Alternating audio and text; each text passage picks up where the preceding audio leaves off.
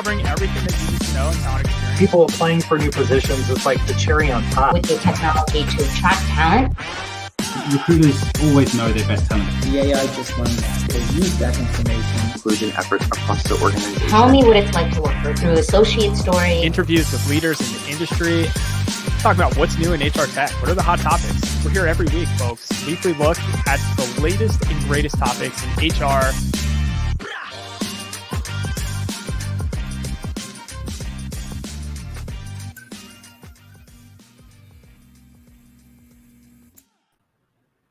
Welcome everyone to Talent Experience Live, your weekly look at everything that you need to know in talent acquisition, talent management, recruiting, as well as human resources.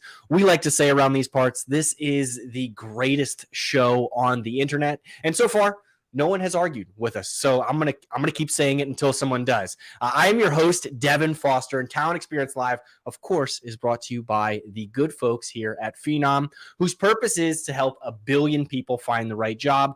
That is not 1 million. That is not 100 million. It is 1 billion. It's not a typo at all. I'm so excited. I'm touching the mic and messing everything up. The Talent Experience platform helps candidates find the right fit faster, employees evolve into their current role and beyond. Recruiters achieve some next level productivity and efficiency, and managers build better teams with data analytics as well as automation. This is all done through super slick artificial intelligence and machine learning. So if you'd like to learn more, head on over to phenom.com. Of course, after the episode, this is a great episode today. We are chatting about something I don't think any of us can get away from. If you've been on LinkedIn, if you've been on Twitter, Facebook, TikTok, anywhere in between, everyone is talking about quiet quitting. But it seems there are multiple definitions around it. So we're going to talk a little bit about quiet quitting today, what our definition is, and how you can look out for it and potentially avoid it with some of your employees. So without any further hesitation, I'm going to jump into the icebreaker and then bring our guest on because this is an exciting topic. So the icebreaker for today is let us know where you're tuning in from. We are coming to you live from the booming metropolis known as Ambler, Pennsylvania. And I am joined today by JD, VP of Marketing here at Phenom. So JD, how are you? I'm doing fantastic. JD, as the people let us know where they are tuning in from, Yes. I would love to know, what is your definition of quiet quitting? My definition of quiet quitting? Yeah. What does it mean to you?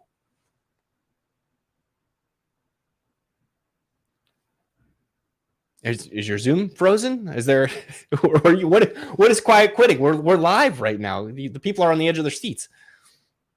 Yeah, those people. Yeah. Behind the camera. Oh, I was quiet quitting. I was quiet quitting. I couldn't have said it better myself. Is that not what it is? No. People have, that's, I guess, one interpretation of it is just not saying anything, being quiet, if you will. I don't think that is the consensus right now. I see people are tuning in from Philly and from Miami. Let us know what your definition is of quiet quitting in the comments section. JD, do you care to expand on that at all? Or But it's not how it works. You don't just become quiet. I was going to bring a sign with me, and I was going to hold up the sign and said, I'm quiet quitting, but I thought that'd be too obvious. It might have been. It might have been, but it also may have been. It may have been the right answer, right? Yes. So I will ask you again. What does quiet? I'll rephrase the question. How about that? What does quiet quitting mean to you? Don't give us an example of what it is, but what does it mean to you? What does it mean to me? I think that's a great question. So let's just say, hey, Megan. Shout out to Megan. Shout out to John, Maggie, Sean, Jennifer, Sarah, everyone tuning in live. We appreciate that. Thanks for the interactions in the chat. Always feels good. We feed off the energy of our guests and who's, interacting with us. And so it's interesting. You can't escape quiet quitting, can we? And when we say I think Dev and I were talking ahead of the show. When we say we can't escape it, what we mean is the media has certainly sensationalized a term. As marketers, hey, we love that. It means something's going viral. You're getting attention to something, right? But I think it is confusing because you hear different discussions right now. You hear individuals talking about, oh, this always existed. This is nothing new. This is new. People are angry. People are sad. Like you have this all flood of emotions when you hear the term quiet quitting. And it does mean something, I think, slightly different to other people. No, Yeah. I agree. I love it. You brought up the marketing aspect and people getting exciting. I was on Twitter the other day and I saw Tim Sackett weigh in, who's been a previous guest on the show. And he said, quiet quitting isn't new. They just got a new PR agency. That is it. It is out. And Forbes defines quiet quitting as the bare minimum of your job. Instead of going above and beyond, think of it as a slow fade, a fade to black, if you will. Pull back on performing some of the extra works, log off your computer, and really focus on work-life balance. So it's not really quitting at all, is it, JD? It's kind of just doing the bare minimum, not necessarily going above and beyond. Nobody is, as you so eloquently put at the beginning of the show, just stopping talking and not being involved. They're just slowly turning back the effort that they're putting in. So I want to ask you a question.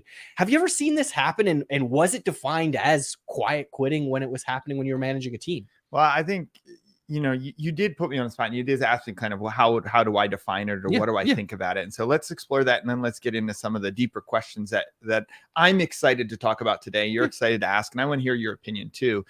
But I think the one thing I want to focus on is we're talking today about some ways to think about when you see the term quiet quitting, or when you hear all of these stories, when you read Reddit and you read individual stories about quiet quitting, and a lot of those are personal examples.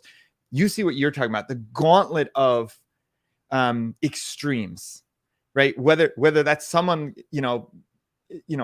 struggling with anti-work and not wanting to work, and or going out of their way to say, I'm not willing to do X, Y, or Z, or what you said, someone is actually putting in the time, putting in the effort. They're not quitting, but all of a sudden, all types of people are being labeled by this.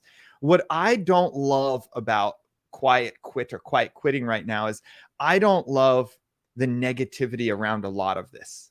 It's looked at as very negative. It's very negative, in my opinion. A lot of stuff I read, it's very negative. And I don't think it needs to be. So that's the first thing I wanted to start with. It doesn't need to be this negative thing. It can be this positive thing. And I think we saw something very similar around COVID times, right? We saw the Great Resignation, the big quit. Was that positive or negative? I still think that was positive as well.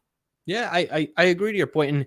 And to what we said at the beginning of the show, it's not new, right? This isn't something that has come. It's not a nuance, right? It isn't something that's happened in the past 3 or 4 months. It's been happening for a long time. Yes. You mentioned the pandemic. There was a huge focus on burnout, right? I think the lines were blurred between what working hours were and what, kind of work-life balance was, what time with your family was, what that looked like, because we're all accessible on our phones. We all have 1,000 ways to connect with our coworkers and our colleagues and everything like that. And I know firsthand in my household, my girlfriend gets calls 6:30, 7 o'clock at night. Nobody would have dreamed of doing that. And, before the pandemic, you get a voicemail, you leave a voicemail, somebody gets it the next day. With those lines being blurred, I think people have started to turn back. And if someone does want to take an evening off or something along those lines, I don't think that's necessarily an issue. And I certainly don't think it's quitting as well. But to your point, it isn't necessarily a bad thing. No, right? but hold on. It wasn't an issue before the pandemic. It wasn't an issue during the pandemic. And it's not an issue now. Yeah. Someone needing flexibility within their work schedule was never an issue. Yeah. It wasn't. I will say, I don't think it was ever an issue. Yeah, there's edge cases that for some individuals, they don't have a role or a job that has some of that flexibility based upon the profession they're in. Well, if a doctor has all these appointments, I just felt like cutting out early to go to dinner. It's probably a little more difficult, right? Than an individual who is setting their own hours, that it may be a creative role, that they're more productive a little later at night. So so they left, quote unquote, left work a little early, but then they returned later on that evening when their creativity time was there and they really pumped out some output. Like, I think that's existed for a very long time, and at least in a knowledge worker space, and it hasn't changed. I haven't seen it changed. No, coming from somebody who does, I consider myself mildly creative. Sometimes I need a glass of wine, right? To get the juices flowing, right? Yep. Sometimes you need to step away, take in nature, things like that. JD, I'm going to use a sports analogy here, right? Michael Jordan, known as the greatest basketball player of all time, Yes. in a lot of people's minds, a player, right? Went above and beyond, put in the extra hours in the summer, in the off season, everything in between. Do you think everyone on those 90s Chicago Bulls team were A players? You think they all put in the effort that Michael Jordan did? I think when you look at the makeup of a team and of an organization as a whole, there are going to be some folks that put in that extra effort, that give you the championships that you need. Not everyone is going to, right? And that's not throwing shade on Scottie Pippen or Steve Kerr or any of the other Chicago Bulls that were on those teams. It's just people have different expectations, different standards that they hold themselves to. And I don't think anyone would consider those folks quiet quitters, right? Am I wrong by saying that? So let's get really deep into it now. And for Devin Baker, who's actually pulling all the switches, let's do the 2-camera view so that you see Devin and I. Thank you. I want you to share with me a scenario that's being labeled as quiet quitting. I will give you my opinion. And you can give several, because we know quiet quitting, we just talked about, it's labeled so many different ways. So give me a scenario. Yeah, the first scenario that comes to mind, I was reading an MSNBC article. It was around a teacher, right? She considered herself quiet quitting back in 2018. And the reason for that was because she didn't do any extra than she was provided, right? She didn't volunteer for any groups. She didn't coach any teams. She didn't win Teacher of the Year. She simply went in, was still a great educator, as she claimed. And I want to get her name, Maggie Perkins, from this CNBC article. But she considered herself, hey, I'm not going to go above and beyond because it's not going to change my pay. So would you describe that as quiet quitting? Somebody who shows up, still does their job, but doesn't go above and beyond? Thank you. I'm on the spot now. I'm officially on the spot. I guess you have to be careful what you ask for. In the scenario, in the specific example, I don't know the use case, but I'll react to what I've learned just from you. It sounds like that individual's expectation was they were good where they're at with their career. They weren't trying to win Teacher of the Year. They're not complaining that they weren't winning Teacher of the Year. And so were they giving a great education to the students and not just doing any of some of the extra things, right? Were they looking to become the next evolution in their teaching career, whatever that next role is? I don't know the teaching profession, but did they expect promotions in a way of different roles and complaining that they weren't getting it? It doesn't sound like that's the case. It sounds like they were very secure and confident in what they were getting out of their profession, where their career path for their profession was. And it didn't require some of those other things. So I would say if they were killing it with the students and they were leaving their classroom a smarter, better place, they probably were doing their job. Because it sounds like the alignment they had with their expectations was in line with what maybe the school had. But we don't know. Did the school expect the teachers to do more? I don't know. Did it go into that? It did not. Was she penalized for not doing more? I don't know, right? No. But in what I've heard from you, my reaction is no. Yeah. It sounds like her expectations and the school's expectations, what was expected from her and the students, it was in line. Yeah, and she got summers off, I would imagine, as well, which is another great benefit of teachers. There But you go. to that point, and us, diving into this a little bit deeper, I think it's very industry specific, right? And beyond industries, I think it varies on company size, shape, and makeup.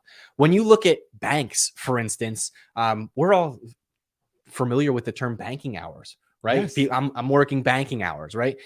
So I'll ask you this question. If you have a bank teller, the bank is open from 8 to 4, shows up at 7:45 when they're supposed to be, clocks in, works their day, takes their lunch break, clocks out at 4:15 once everything's settled up and closed. Is that quiet quitting because they're doing the bare minimum? They're not sticking around to help out, to sweep the floors, to do whatever may be needed in that particular branch? Yeah, thanks for putting me on the hot seat. Let me react to this one. And my reaction to this one goes a little deeper. On the surface, what you've explained, they're coming in on time, they're leaving on time. Sounds like they're a good employee. No, it's not. I haven't heard anything that's quiet quitting. That job requires them to work those specific hours. They don't have flexibility. They're working those hours. But now I have to ask, because I think it's deeper than just that scenario. How is that individual productivity in efficiency compared to others? Like, are they taking one person to help in banking service compared to their peers who are doing 3 to 4? And if that's the case, is it just because they're getting more difficult customer scenarios that they need help with? And therefore, no, they're working just as efficiently, just as hard? Or is it they're actually working slow on purpose to deal with less customers, and therefore there's a burden being put on everyone else too? I don't know. But if that's the case, I'd say, to me as a leader and a manager, I'm thinking maybe there's some quiet quitting going on. But as a leader, I'd have to start engaging with that person, looking at their workload, looking at the cases or the challenges, the customers coming in, what they're handling, to even know that. JD, that reminds me of my favorite scenario, right? It's the group project in school, right? To bring it back to teachers. We've all been there, whether it be college, high school, even elementary school, where we are grouped with 4 or 5 individuals. We have to put together a project. There is always that one person who doesn't hold up their end of the bargain, right? And when you look at it from a team perspective, if you've gone to a professor or a teacher and said, hey, so-and-so really isn't carrying their weight here. This is a teaching moment, right? That's what the professor will say is you have to work together, problem solve, see if you can get that out of them. There will be plenty of individual situations where they can sink their grade. This is not one of them. You have to work through these challenges. And I think when we look at workplaces, right, the same thing happens. I can point to 5, 6, 7 people in previous roles that may not have held up their end of the bargain. It's not my responsibility to call them out or say, hey, you're doing a bad job. I think it's the managers, which is a segue to this. If you noticed something like that, where you described the situation where somebody may not be meeting with enough customers in a row, another term that's kind of been thrown around, Forbes had an article that you shared with me, quiet firing, right? Obviously, managers are put in a bit of a tough situation where they want to bring the best out of their employees, but it's now being described as quiet firing. What is quiet firing, and what does that look like when you're just trying to have a conversation with an employee to avoid quiet quitting? There's a lot of quiet things happening right now, and it seems like everyone's being very loud about it on the internet. I can't seem to wrap my head around it. But could you explain that a little bit? Oh man, I ran across an article. I believe it was Jack Kelly of Forbes, and my initial reaction to the article as I was reading it, the first half of the article, I was like, man, this is really written in a negative way. And as I got further, and I recommend everyone read the article, as I got down in the article more, I said, man, he's hitting on a lot of pieces that actually are pretty accurate. So I do think, as writers, overall, I like the article. I liked understanding that someone was sharing a view of some of the things that do, in fact, have to happen. The slant on it, the negativity, I didn't personally connect with. So for to give you an example, one of the quiet firings, it went into, a manager will start asking you questions and getting essentially into your business, right? And I feel as a leader, if I am not sure why someone is not as productive as I think they should be, or having an impact on the business as it should be, my role as a leader is to investigate why. Because that individual likely is not doing it on purpose. So this whole idea of like quiet quitting and people doing things on purpose to be, I don't know, not put in the extra effort. As a leader, I don't really think that's how us as humans and workers want to be. I don't think so. I truly believe that. So, but as a leader, I have to get involved and I have to start asking questions and understanding what is someone working on, and then why are they struggling with that work, right? It could be personal challenges. It could be they don't feel that they have the support in order to produce as much as they should be producing for a role. It could be they need more training. They need more coaching. They need more mentoring. It could be all of these things that are positive. And that's why one of the reasons I didn't like all of that article is because it didn't really go into those things that managers actually really do care about and care about their employees. So I think this whole idea of quiet quitting being done on purpose all the time is it's misconstrued, as well as quiet firing. It's also misconstrued. But yeah, it does happen. Like both sides, it happens. To that point, I think it all comes down to expectations, right? And you have to set those expectations. We work for an HR company, right? We focus on talent acquisition, talent management, and everything in between. It starts in the interview process, right? Where you say, hey, if you're working for, a startup mentality sort of organization, we're going to need you to work off hours occasionally, not every week, not every day, but these happens. And if somebody isn't okay with that, right? From the get-go, you don't want to waste anyone's time.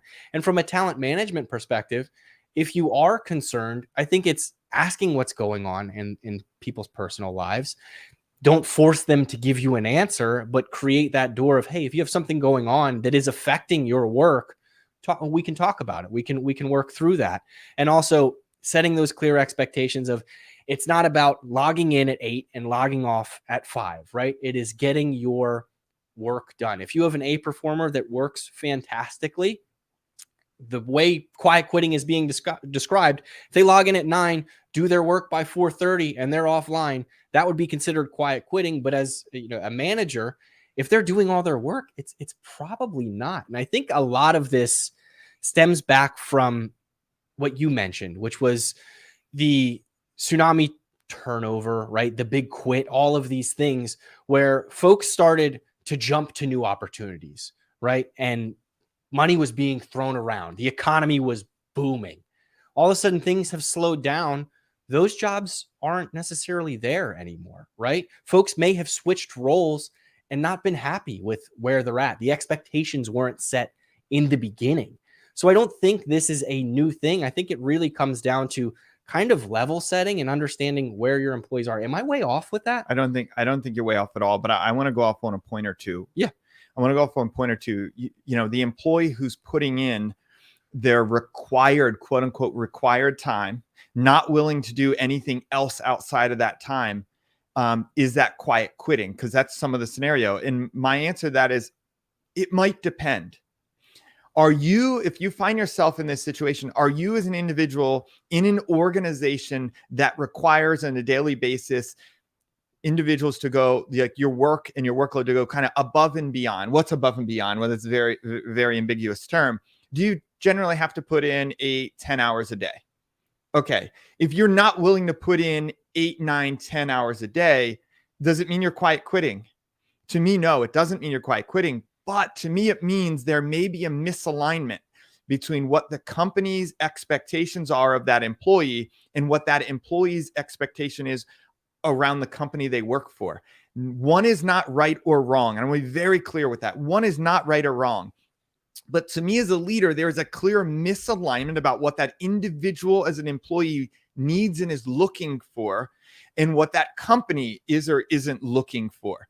And those conversations need to be had. And Jen on the comment section said, can you explain why it's positive? And this is why it's positive.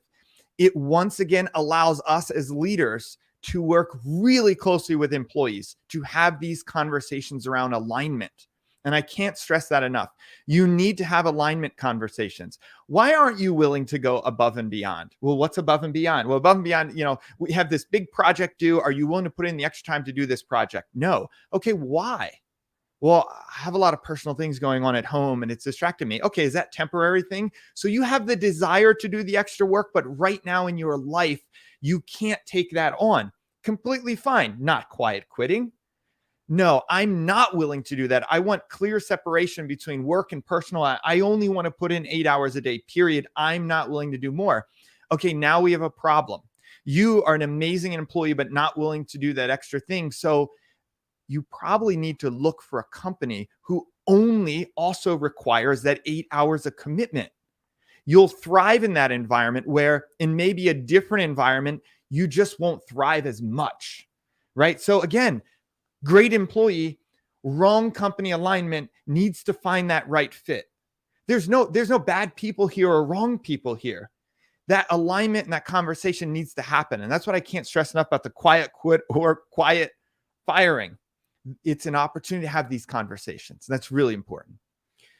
I think another thing that I've noticed around the quiet quit, I love all those points. And I saw we flashed up Tom's message here about North Star goals and metrics as well as purpose. I think that's vastly important. But the other thing that I think has created this is compensation, right? And it's a tough conversation to have no matter where you are.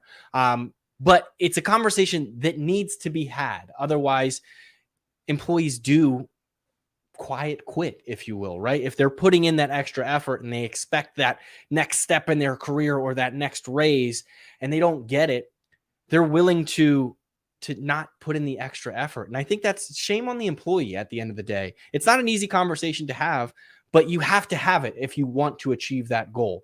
If you are looking to get into a college or applying for a job, you have to ask. You have to throw your name into the hat.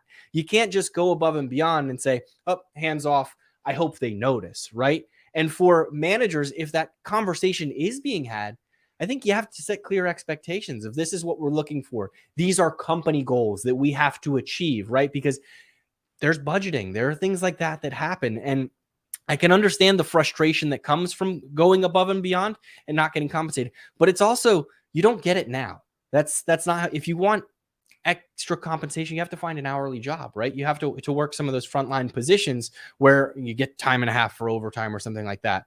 But when it comes to an organization, a lot of times the work that you put in, it doesn't show up the next day. The analogy that I'll use is it's like exercise, JD. You can't, do a crash diet and expect to have a 6-pack abs the next day. It's my biggest frustration with dieting. You can't run on the treadmill one day and then expect that you are going to, lose 30 pounds. It comes over time. And that's the same thing with some of these compensation aspects, some of these promotions that happen. And you have to set those clear expectations back to the managers. So I apologize about my little bit of a rant there, JD, but is there anything that you'd like to add or I love we rants. skipped? First of all, I love rants, whether you're yours, mine, or someone else's. I love rants. But I think it's important when you look at it to say, okay, now what are your expectations of an individual?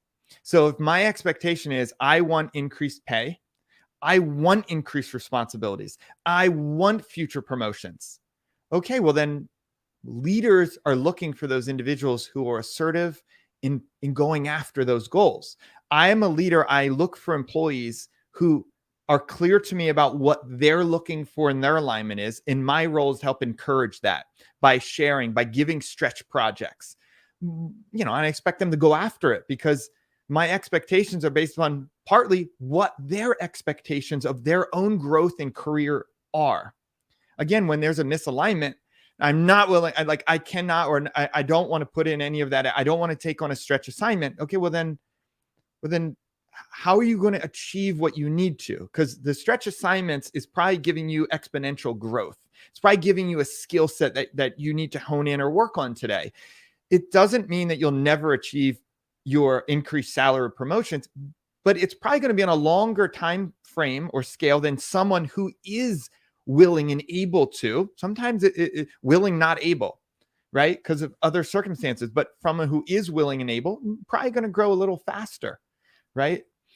We have some comments up there. Andrew Jackson wrote, does the job temporarily pay above and beyond? I think in most salary, this is why it's no one size fits all. In most salaried positions, the answer is no, right? There's not that flex in pay because of that. However, some organizations are hourly roles. Yeah, you have overtime or you have time and a half or holidays, you have double time. Like it's very organizational dependent. Or as a consultant where you are working per hour, yeah, I would expect if you're going, if you're putting in the extra time, you have that contract and you've negotiated that extra wage. No one's working for free, if you will, right?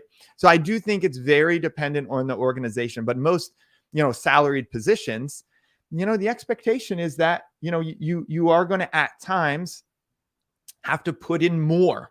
More can be defined as effort, more can be defined as time, but also with that, you likely have the flexibility of doing less when you need to do less also. And I think that needs to be an important point, right? Many salaried positions, you have the flexibility. It's only talking about willing to do more and more. But when you need that flexibility for the doctor's appointment or for family obligations or family sports or any of that, you also should expect that flexibility in return. Right? It's not one-way street.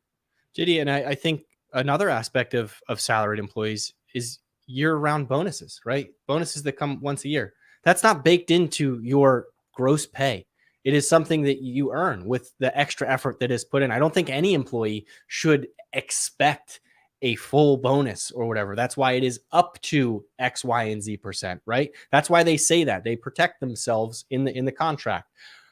You have to go above and beyond to achieve it. It's a bonus because you're doing bonus effort, because you're achieving those things, right? And it is situational based. And I think there are organizations that are looking at this a negative way and employees that are looking at this the negative way. I think the overall grand scheme of things is it's rebranding. People have been quiet quitting forever, right? The economy has taken a downturn. And one thing that, who was it? Analyst escaping me right now.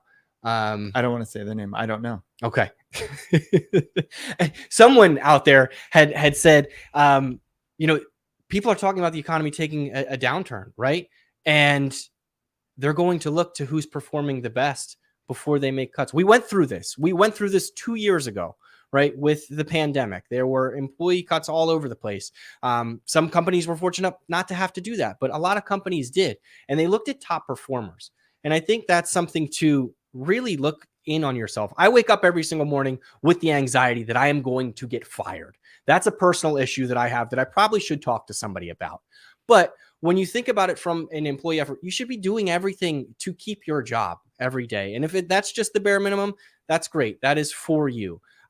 Nobody is asking you to do more. But if you're not doing the bare minimum during a challenging time for an organization, you have to look at yourself in the mirror a little bit. And I know that's not a popular opinion, JD, but it's certainly something that I feel when I look myself in the mirror every day.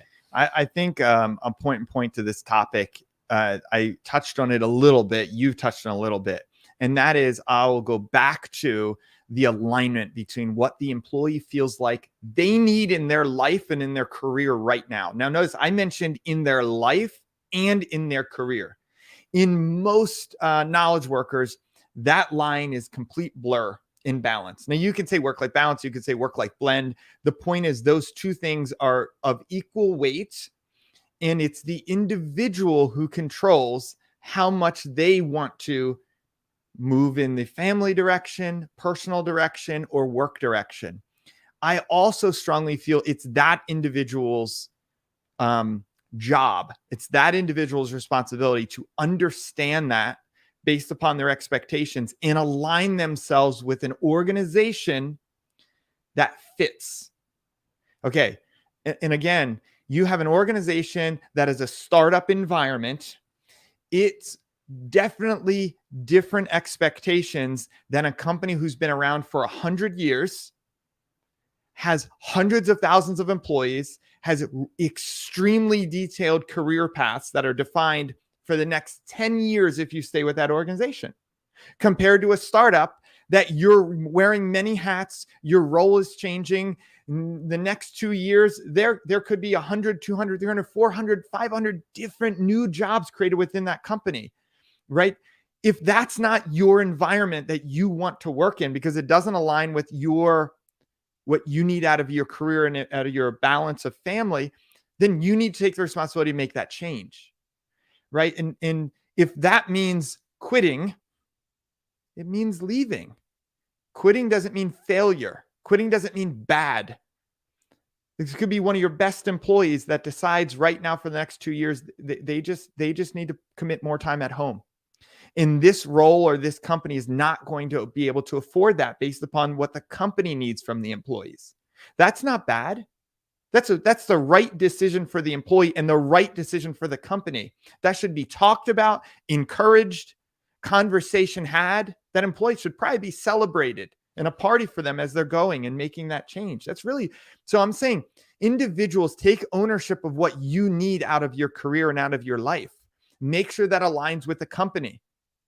As a manager and leader, if I'm seeing an imbalance on what I feel could be a challenge, it's my responsibility, as it is every leader's responsibility, to get that employee and start having conversations. And it shouldn't be once a year.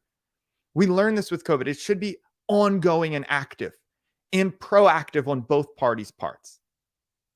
I couldn't have said it better myself. I agree. You've left me speechless, JD, Ah. which doesn't happen often. In case you've noticed, JD, I want to scroll through the comments real quick just to see if we missed anything. But is there anything else that we can add? I know this is a very opinion oriented session, right? I don't think Yes. I want to disclose nothing we're saying here is gospel, right? Yes. Nothing is the end all be all. This is open for interpretation. It is being interpreted everywhere right now, between TikToks, between articles online, between your local news station as they cover it. And I think it's just taking everyone's vantage point and looking at it and saying, oh, I understand where they're coming from. I understand why an employee may be frustrated. You have to have that conversation, right? It's all about communication and that transparency of what's going on, where an employee is frustrated because they're not getting that extra compensation that Andrew pointed out, right? Yeah. You have to have that conversation with your manager. Nothing's going to get done if you're just quiet about it. And the inverse of managers, if you notice someone who begins to not give that same effort that they used to, have a conversation. Ask what's going on. Is everything okay? If they share it with you, great. If you can point to, hey, I noticed, a couple weeks you were cranking through projects and it seems that your mood has changed. What's going on, right? Like, is there something at work that's bothering you? Is there too much on your plate? Those conversations are okay to have, but we rush through so many one-on-one scenarios, right? And meetings where we just check the boxes. Hey, how's everything going? Is it good? Great. On to the next thing. Anything I can help out with? No, we're moving forward. Any blockers? No, it's fine. It's having those meaningful conversations. We spend more time with our employees or not our employees, excuse me, our coworkers and our colleagues than oftentimes we do our family. And I think having the same transparency that you would expect from your partner, from your mom, your dad, whoever it may be, you kind of have to have in the workplace as well in order to have a fruitful relationship long-term and keep employees from turning over, from the turnover tsunami happening, right? Retention is a conversation that we talk about all the time. It starts with a conversation, right? Everything, That's what it is. everything is starting with a conversation. Everything starts with clear communication. And I want to bring a comment up from Tom Tate. Tom Tate was mentioning about like managers and leaders setting expectations, or like how can an individual person, I want to see the comment because I want to read it. Is this it? I don't think it's fair to encourage or expect good and solid employees to feel like they have to fight for a job. Now, this isn't the one. I didn't read this one yet, but it was a one around maybe it's defined purpose of North Star. Like, right, businesses and managers haven't defined their purpose or North Star good. You can't expect workers to drive that extra 10 yards. You know what? I'm not sure if I agree or disagree with this comment yet on the fly. What I'll mention is I'll go back to, if you're an employee who's naturally driven and you don't feel a manager has clearly set that North Star, I would encourage you to reach out to the manager and say, I think we can have more impact here. I think we could do these things. Can you help me better understand what our North Star is? Like, where is that extra so I can go attack it? And I do think then that's a shared responsibility between the leaders as well as employees if it's not being clear. Maybe the leader thinks it is clear and the employee thinks, I have no direction here. Like, I don't even know where that next 10 yards is to be able to go for it. All of that's fair. Again, there's not a bad person and a good person. It is, if we can get these clear lines of communication happening between employees and managers, always talking about alignment or understanding your goals. Like, if I know Tom Tate's career goals, my role as a leader is to try to help him get there. That's my role as a leader, is to help him grow and evolve into the person and individual and work person he wants to be. Right? That's my job as a leader. Whether he's here or whether he's in a different company, that's still my job as a leader while I can have some impact. But I also think the employee can take responsibility and be proactive too, because that helps leaders, right? That helps give an appreciation for what someone else is looking for if I'm not aware, if I haven't taken the time to do that. I think that makes sense. And from an employee perspective, JD, I think employees should track what they're doing, track the improvement that they're making over time. Even if you're not going above and beyond, it's different for every department. But if you're in IT and you're closing more tickets, if you're an SDR and you're having more discovery, questions, or you're setting up more demos, track all of that information so that when you define that North Star, when you have that conversation, you can come with some data and some information, not just, I feel like I'm doing more.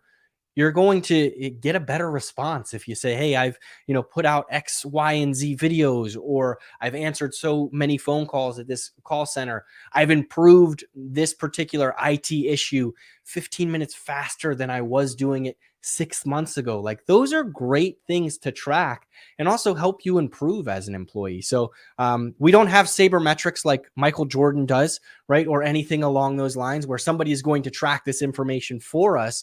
I'm sure that there are tools out there that do it, but also track it yourself, right? I think take pride in what you're doing. And even if you are just working 9 to 5 and you're doing the bare minimum, you're probably trying to improve on that so you can work 9 to 4:45, right? Yep. At the end of the day. The one of the last things I want to say is what once again I don't like about quiet quitting or quiet firing.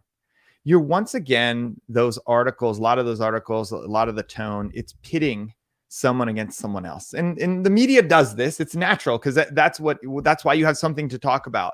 But in practice for the employees I interact with, I don't see that. I don't see this good versus evil. And then this evil versus good or back and forth. I don't see that. I see individuals who want to work for a company that they believe in and a purpose that they believe in and really make an impact and a difference. I feel individuals really enjoy work and working. It's giving them purpose. It's helping their family. There's so many tangible and intangible positive effects by this. So when I see these articles, it bothers me because I don't see pitting one side against another. I don't see that in most of our day-to-day. Where I start seeing that is when I see an alignment issue between what that employee values and wants and what that company expects and demands. And when that's out of whack, then it snowballs into this negative, this isn't working, I don't like this environment. And what I'm saying, as it's getting towards that, unfortunately, it does happen, it gets towards that. What I'm saying is with real conversations and leaders who care, and employees who care, because most all employees care, we can avoid getting to that negative space. We can recognize what's needed and help that individual get to the next piece of whatever that piece is. And that's what I hope we walk away from, whenever makes it out of the headlines. I hope it encouraged more situations where managers and leaders have had really quality conversations with employees and help them on their journey. Yeah. I mean, at the end of the day, they're all on the same team. You're all wearing the same jersey. You're all working for the same organization. You want to work towards improving and being better. JD, I want to thank you. I want to thank everyone for joining us. The comments have been fantastic. I think there's a new comment here. I just want to make sure that I don't miss anything. Thank you, Tom. Thank you, Jen. Thank you, Andrew, Megan, Maggie, everyone at the top of the program. This has been awesome. JD, before we sign off, I know you kind of just did your final thoughts. You want quiet quitting out of the news. You want it gone. I'll call my connects at, the C-level suites in the media and make it happen for you. But is there anything else that you'd like to give the people before we sign off? I think JD's quiet quitting again. I was trying it. I think maybe it worked. Maybe work at the end of the program. That's quiet quitting. It did. It did work. Thank you, everyone, for tuning in to Talent Experience Live. If you have any more comments, feel free. I mean, this is going to be up on LinkedIn for at least a week or until the algorithm shuts it down. Leave your comments there. Comment on YouTube. Let us know what you're hearing. We're going to do a fantastic blog write-up that'll be out next week. That's available at phenom.com/blog. And I also have some exciting news. For the month of September, starting September 15th, actually, live from HR Tech, we are starting a new season of Talent Experience Live, which is going to be focused on recruitment marketing. So if you are a recruiter, if you are a sourcer, just anyone who works in talent acquisition, we are going to have industry experts every single week chatting about recruitment marketing, what you should do when it comes to social media, how you can be genuine with your brand, talk to real live recruiters and talent acquisition professionals on what's working for them and what isn't working for them, as well as diving into some state-of-the-art technology that'll help you get all of this done. So definitely tune in starting September the 15th and carrying on throughout the rest of the month. But wait, there's more, right? Wait, there's more. So you can catch Phenom at all of the major industry events this fall, right? So in just 2 weeks, you mentioned we're going to be at HR Tech. We're going to be at SAP Success Factors walking around there, right? Catch us. We're going to be at Workday Rising. This is both events in US and in EMEA internationally. We're going to be at Gartner events in the UK and in Orlando. We're going to be at Unleash Paris. So there's a fall HR tech event. We're going to be there. So please find us, track us down. Likely Devin or I are in the booth or another friendly phenom, and just drop us a line. We'd love to hear from you. Yeah, we are literally going to be everywhere all at once. Yes. All at the same time. We're working on clones. We are putting in that extra effort to be all places that we can. But thank you so much. Let's stop talking about the quiet quit. It is nonsense at this point. I think we gave some great examples. We talked very casually about this because it is a casual thing. It's nothing new. But tune in September the 15th, live from HR Tech. If you're there, swing by the booth. If you're at any of the other places, Gartner, SAP, Workday, the gamut, stop by there as well. And I hope everyone has a wonderful, it's Labor Day, right? Yes. I always mix up Labor Day and Memorial Day. That's my bad. Have a wonderful Memorial Day weekend. Enjoy Labor Day. I need a vacation. You can have Friday and Monday off. For me? Yes. I appreciate that. Have a good weekend, everybody. Thanks.